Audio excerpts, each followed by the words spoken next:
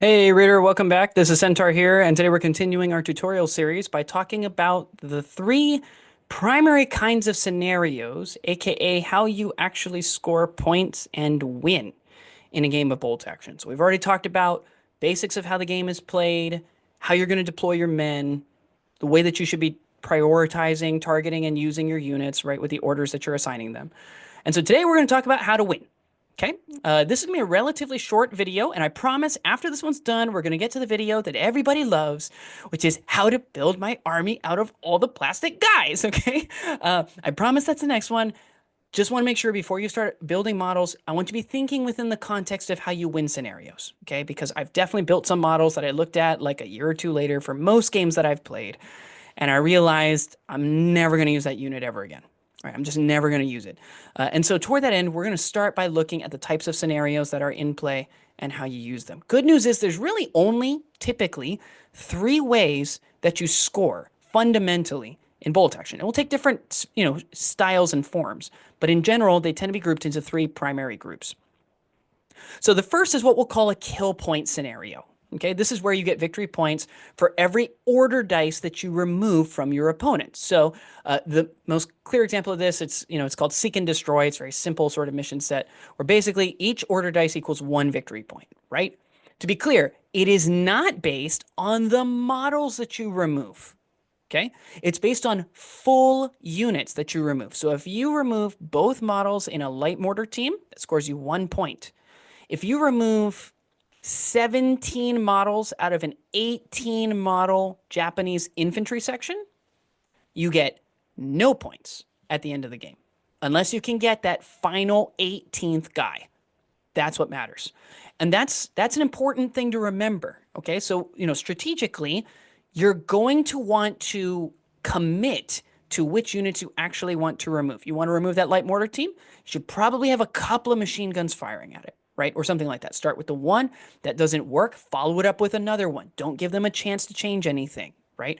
Get rid of units. Every single turn, my recommendation, assuming 6 turns in the game, you probably want to be removing roughly 1 to 2 models every turn with the knowledge that on turn 1, you're probably getting set up. The enemy's probably pretty well entrenched. Nobody's moving into the center yet. So you might find it a little harder on turn 1 to do stuff. But on average, you want to be shooting for about 1 to 2 order dice per turn. If you can do more than that, that's fantastic. But that's what you want on average. Okay, full unit removal. That's what you need. Also keep in mind, it's not based on points, right? So removing a Tiger 2, right? A King Tiger, right? This is one of the most expensive models in the game.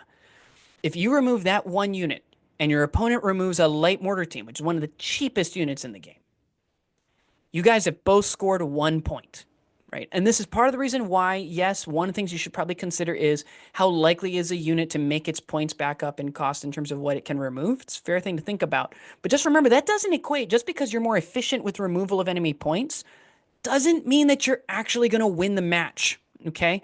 Winning the match is about removing order dice in a kill point scenario. And so because of that, yeah, it's always nice when you can remove your points limit, but you need to actually be removing models, okay? And you need, by extension of that, you need to be removing enough models to remove the unit, okay?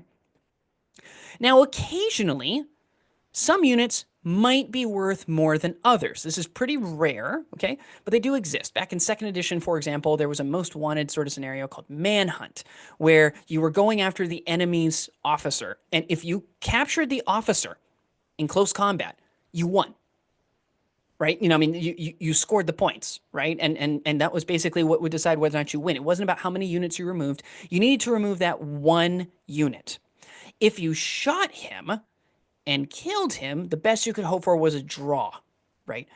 And if you kept him alive at the end, if you were the defender, if you kept him alive, then you won the match. Okay, so in that sense, sometimes it's prioritized. In the Zern Mission Pack, you'll find a link to our website down below where you can download that for free. Most of the kill point scenarios do incentivize rewarding you for destroying some units over others. And it's going to change. So in some cases, it's removing officers with Sniper Duel. In some cases, it's removing vehicles with Panzer Ace, well, with tank, yeah, basically it's tank ace, Panzer Ace sort of thing, right? Where you're trying to get the ace, you're trying to remove as many vehicles as possible, right, from the enemy. In some cases, you're trying to remove supporting units, artillery and stuff. You're softening up for the real thrust that's going to come after you from the main core of the army. And so because of that, we give certain points for rewarding you for removing certain types of models. And this is primarily designed to kind of shake up the meta, because if everybody starts running armored platoons, the big disadvantage of running an armored platoon is you might be coughing up an awful lot of points if you're playing in a scenario where victory points are worth more for removing a vehicle, right? Suddenly, maybe taking a damage value 9 or damage value 10 tank might be worth more if you can potentially avoid coughing up points for losing a vehicle, right? Things like that are kind of designed to benefit the meta, keep things interesting, keep it fresh. Again, in an ideal world, you'll know the scenarios that you're walking into before. It might mean that people play armies that they don't normally play. But in general, 1 point for 1 unit. So you want to be removing as many units, full units, as possible when you play a kill point scenario.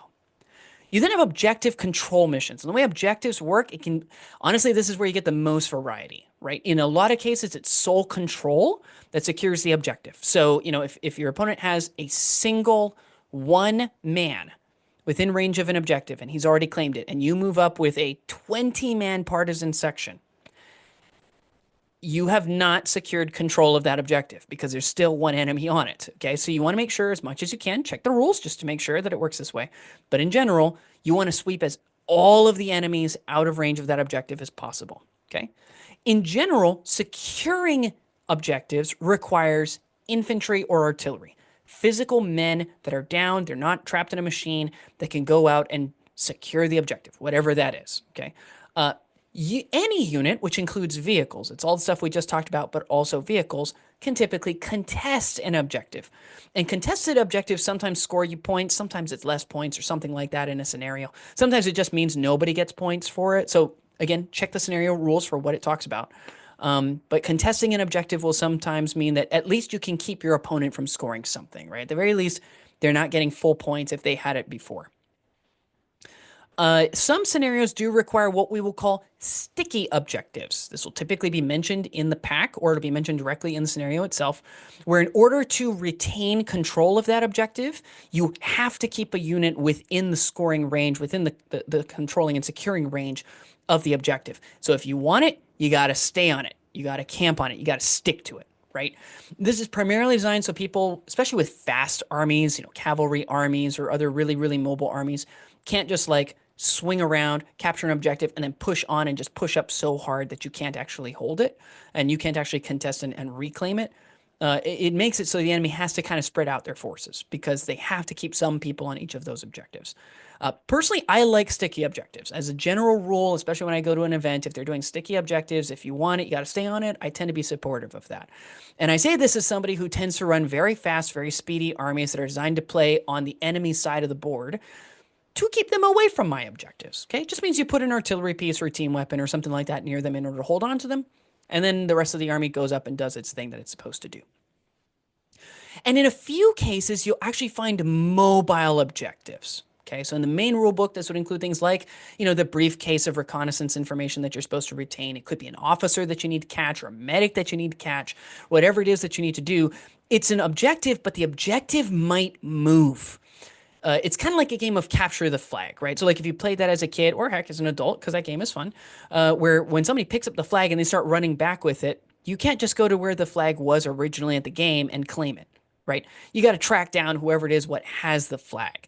So also if you have a dossier or a briefcase with intelligence data or a camera that was on board an aircraft that was taking pictures of positions either for your side so that the enemy doesn't get a handle on it, or from the enemy side so that you can recover it for your team because the airplane was shot down, right? Or whatever. You might have a mobile objective, in which case faster, speedier troops tend to be better at catching these mobile objectives and then returning it back to your side. And then the final way you can score in these scenarios is movement. And this can take a lot of different forms. In a lot of cases, it'll be something like moving off of an enemy table edge or board edge or deployment zone edge or something like that. Things like the breakthrough scenario objective in the main rulebook. It could also just be moving to a location on the board. So it could be moving into your opponent's deployment zone. Or it could be that you score points for having more units in the center of the board, right? Or something like that, where it's not so much that you have to exit the board, which for some armies could be really, really hard to do. And this is part of the reason why transports and cavalry and motorcycles and stuff like that are potentially a thing. I'm not personally a big motorcycle guy, but if you are a big motorcycle guy, it'd be one of the reasons for motorcycles, okay? These sort of things, you can still get off the edge, but in some cases you might find it, especially in tournament play, that it might be moving, maybe rewarding you with more points for getting off the edge, but maybe less points, but you still get points if you at least get to something like a deployment zone. And the reason for that is just so that you end up with less draws, is really what it comes down to, right? If you're only scoring for getting off the table edge, if both teams can't get people off the edge, you're going to end up with a draw. And draws are generally not good for tournaments. Okay. It complicates all kinds of things with pairings. And yeah, it's not necessarily the best way to play. So because of that, you might see that it's just moved to a place, not necessarily get all the way off. And it could be that you may need to take additional action once you're there. So for example, you can move up to a specific place and maybe you need to beat an officer in close combat, right? So you can capture him. In the Zern mission pack, we have one where, because of the fact that, our army division is running out of medics, we know that they have medics on the opposite side, so we're going to grab a bunch of those guys, haul them over, and bring them over to our side, so that way they can work on our men, right? Geneva Convention rules, we're not going to kill you. We just need you to help work on our boys because we got guys who desperately need your attention. In the main rule book for third edition, we have the demolition scenario. I'm not going to lie, I've played a lot of games with demolition scenarios. There's only one game system that I like how they did those sort of things. It's the Middle-earth strategy battle game with Destroy the Supplies. In general, I'm not a big fan with how most people do demolition things, but in bolt action, you have to get within things like 3 inches of the objective, and then you got to roll a dice with that unit. And on like a 4+, you destroy the objective. So it might be move, and there's a die roll probably at the end of the turn. So it's not even immediate. You can't just run up, do it, and then get away, right? Or throw away the unit. Don't worry about it because it already did its job, right? So to speak. So just know from a movement perspective, you might have to do stuff other than just move. You might have to be able to move up and actually secure something in close combat. Motorcycles and bicycles not so good at that because they can't assault while they're on those devices. You might need to dig up something or rummage through something, right? There's all different kinds of ways you could play it for the scenario that make thematic sense and are very interesting. So be aware that you might have to do more than just move. And that's it. Remove models, secure spots on the board, move places. Those are typically the ways that you're going to score points.